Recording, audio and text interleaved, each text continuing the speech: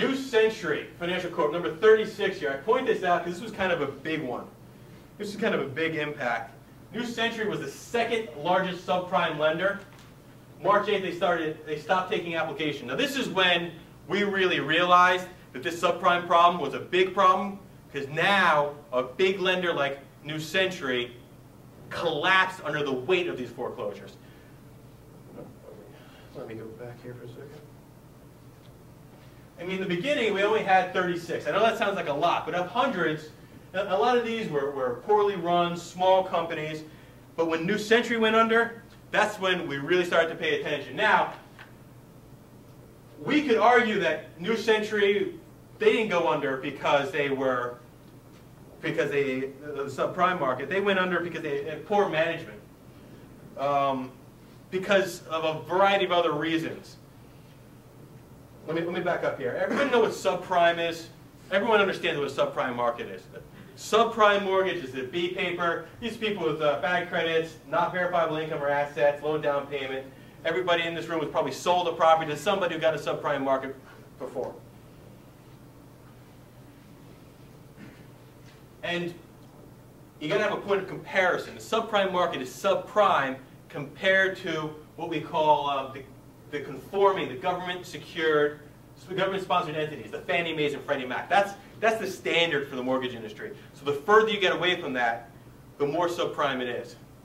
And these subprime markets, they've gotten beaten up big time in the media in the last few weeks. And other people have been beaten up are as mortgage agents about how we tricked people into this and how this is so horrible. It's very controversial. But I'm here to stand up for subprime markets and the subprime mortgages. I mean, we talk about all these people who are losing these houses, but how many people did I get into that house who are still making those payments? Yeah, some people are in trouble, but how many people now have a chance at the American dream that never had that before? How many people, again, let me go back to new immigrants who come in hardworking, busting their ass, but they get cash, right? They don't have a W-2, they don't have a tax return. But will they make their payment? Yeah, damn right they will. I wrote a lot of mortgages for people, some of them without Social Security numbers. I was able to get people in who are still making their payments, and they still see me on the street and thank me for this mortgage. So how many people did I give a chance to have the American dream? And I'll talk a little bit, I'll talk about it now. I'll talk about it now.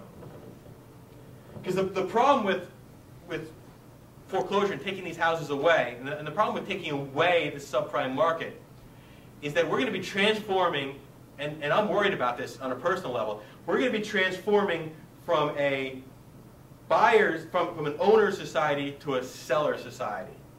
I'll talk about a little about that later, but I think that's a really, more than just what's happening in this room, more than just our pocketbooks, but the implications of that, and I'll return to that in a second.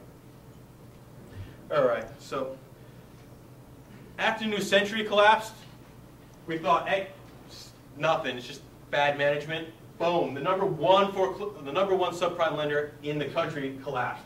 Ameriquest, number 42 here on our list.